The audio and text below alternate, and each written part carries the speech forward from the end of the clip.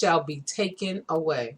Yet let no man strive, nor reprove another. Now, you know what? Because everyone is doing wickedness in the land, the scriptures say, let no man strive or reprove another. You can't, we're afraid to speak against what's not right because a lot of you is doing wrong.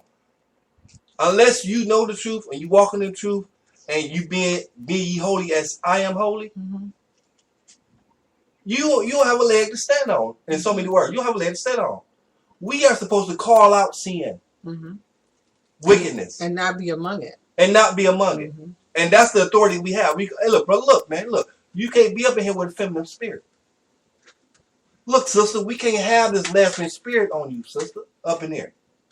Y'all can't be stealing in the back room back here. Call that out. What does scripture say? Let no man strive, nor reprove another, for thy people are as they that strive with the priests. Whoa, come on. Therefore shalt thou fall in the day. In the day. And the prophet also shall fall with thee in the night, and I will destroy thy mother. Come on. My people are destroyed for lack of knowledge. Now, this is the understanding on this. My people are destroyed for lack of knowledge. Come on. Because thou hast rejected knowledge. I will also reject thee, that thou shalt be no priest to me, seeing thou hast forgotten the law of thy most high God. What? Power. We forgot what? We forgot the law of the most high God, our power. I will also forget thy children. That's prophecy on us today, prophetess. We forgot the law of the most high God. Every person up in the church now that's claimed to be a priest, the most high say, you're no priest to me. You have forgotten my law. And he said, he also in the 4th verse says, for thy are as they that strive with the priests, basically meaning the same sin that he listed that they're doing, the priests. We can't tell the difference. No one has been separate. Right. Like we read in the other scripture, be ye holy. Right. And we said holy defined as being separate. He can't tell one from another. They're all together. They all look the same. They're all doing the same thing in sin. Read verse 6 again, prophet. My people are destroyed for lack My people are destroyed for lack of knowledge. Because thou hast rejected knowledge. I will also reject thee, that thou shalt be no priest to me, seeing thou hast forgotten the law of thy power. I will also forget thy children. As they were increased, so they sinned against me. So as more and more Israel began to grow, we continue to sin and sin. Even that much more. Even that much more. Come on. Therefore will I change their glory into shame. They eat up the sin of my people, and they set their heart on their iniquity. And there shall be like people, like priests, and I will punish them for their ways and reward them their doings. Now, the Most High mean what he said.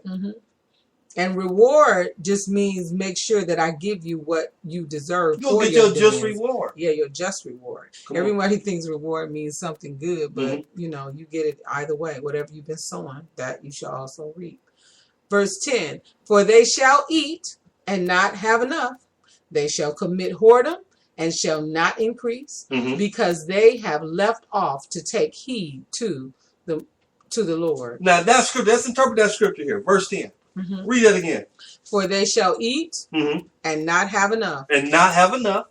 They shall commit whoredom and shall not increase. And not increase. Because they have left off to take heed to the Most High God, our power. Now the Most High first is always going to deal spiritually on his level and then break it down to our level, right?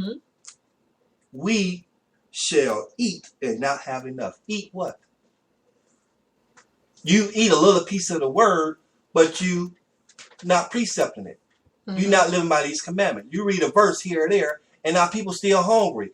Christ told Peter, feed my sheep. That's right. 3 times.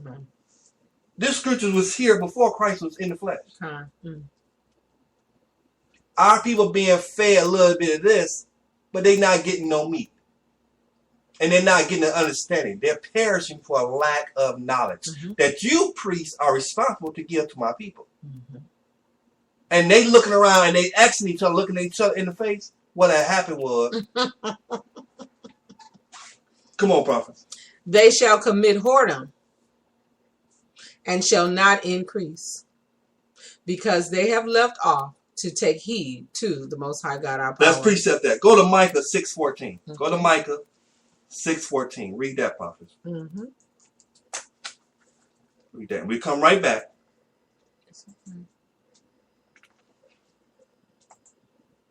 Micah 6:14. Micah 6:14. Uh-huh. Thou shalt eat, but not be satisfied, and thy casting down shall be in the midst of thee, and thou shalt take hold, but shalt not deliver. And that which thou deliverest will I give up to the sword. Thou shalt sow, but thou shalt not reap. Thou shalt sow, but thou shalt not reap. And that's mimic also of the curses that we just read in Deuteronomy 28. It is. Thou shalt tread the olives, but thou shalt not anoint thee with oil, and sweet wine, but shalt not drink wine. If you are not doing what the scriptures say, according to what this Bible says, whatever you try to do, it will not prosper. That's what the Most High is saying. You revert back to the curses of Deuteronomy 28. You go be cursed in the city and in the field, the Most High said. Our people run out of here and go to these first day worshipers every Sunday. And they sow. What they sow? A seed to reap. And what the scriptures say? You will not reap it. It's not being sold to the right God. Go right back to Hosea, prophets. Okay. Oh, I just finished. We were almost finished with that. Okay. So because it kind of explains what's happening, which lines up with what you're speaking on.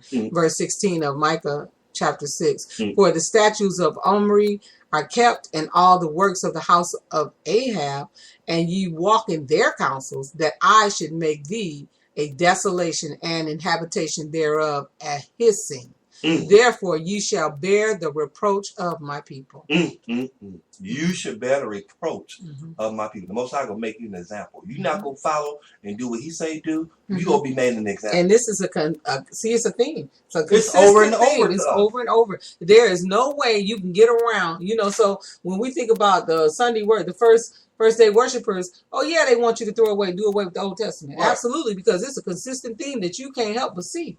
Brothers and sisters, Hosea, this is before the slave ships.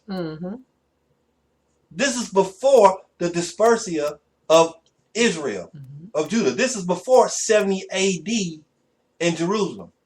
This is before that. Israel was warned over and over again. We have a history of going off. Stiff neck, man. Come on, prophet. You in Hosea? We're in Hosea. What verse?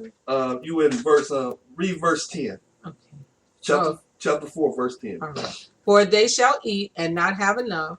They shall commit whoredom and shall not increase, because they have left off to take heed to the Most High God our power. Whoredom and wine and new wine take away the heart. My people ask counsel at their stocks, and their staff declareth unto them. For the spirit of whoredoms hath caused them to err. Has caused them to err. Let me write that down. I'm sorry. Look, brothers and sisters, the spirit, the Most High said that whenever we break the first commandment, we're whoring off. Deuteronomy said that you go into a land, you go worship idols of wood and stone. What's wood and stone? The cobblestone. Look, that's in Islam. People kissing a rock. The cross out of wood. People look to that as salvation. We're going to bring up, we're not supposed to have no images. I'm going to bring that out. Matter of fact, stay in Hosea. Hosea. Go to Hosea chapter 2.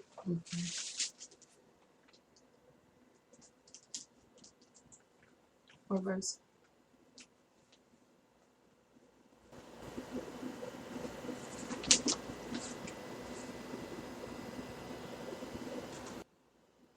Hosea chapter 2. Verse 13. And read verse 16. 16? Okay. And it shall be at that day, saith the Most High God, our power, that thou shalt call me Ishi, and shalt call me no more Baali. Keep going. For I will take away the names of Balaam out of her mouth, and they shall no more be remembered by their name. Now, this is a prophecy on Israel. The people you see today that's proclaiming to be Judah, right? Who we are. This is a prophecy for us. He has taken the name of all these false gods out of our mouths. And we need to break those down in Hebrew definition. First of all, Ishi meaning husband in Hebrew. Baali is the singular name for that particular god. So he's saying that you have been calling him Baali. He says, and shall call me no more Baal. That means you didn't even understand who you were worshiping. You were busy worshiping him under a false name. Up under a false name. In your Hebrew concordance, brother and sister, when you look and you get that number for Baali, you're going to see there's a lot of names that's associated with that name Baali. And then the next scripture, and no, just supporting what you're saying, because it's continuing with that. You're dead on. Verse 17 says, for I will take away the names meaning more than one of Balaam. And for the Hebrew, in Hebrew, Balaam, when you have the im on the end, that is a plural representation of that word. So understand that Balaam is not a place and it's not singular, but it's plural. So it says, I will take away the names of Balaam. So that means many of them were Baali. Out of her mouth, meaning his people, and they shall no more be remembered by their name.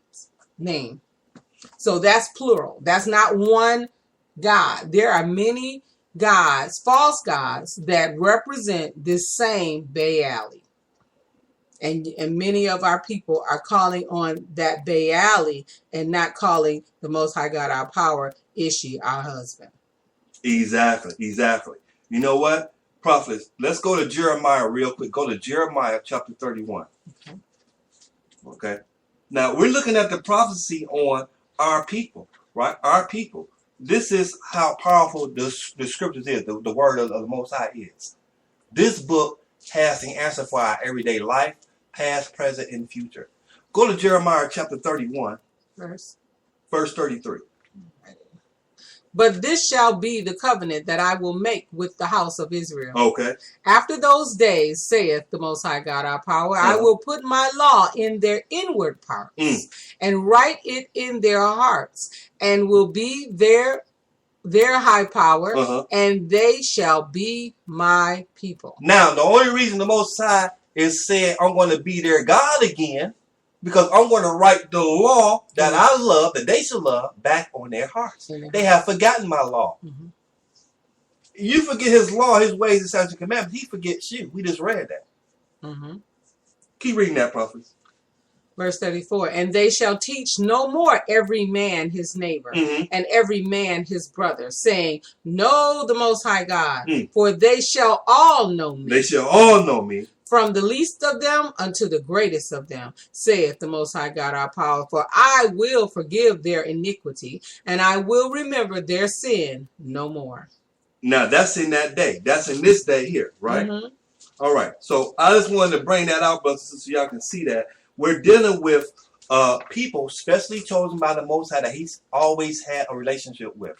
And many times we have fallen off, but he has always been faithful. We haven't been faithful. And when you say in their day, we always say that the Most High's word, because it's speaking to a people, is generational for us, for those who has been given to. And he is not like man that he should lie, and neither does he change. So therefore, when we do turn back to him, and we are a product of what he's speaking about. Actually, prophetically, we're the ones that has it written in our hearts. We are. We're those people. We are those people. Go to Hosea chapter 1. And this is prophecy all through the Bible, brothers. If you can't see who you are, we're praying that the Most High open your eyes. Chapter 1, prophets, read verse 10. Yet the number of the children of Israel shall be as the sand of the sea. We first heard that when the Most High told Abraham. Right? Mm-hmm. Come on. Which cannot be measured nor numbered. And it shall come to pass that in the place where it was said unto them, Ye are not my people. Ye are not my people.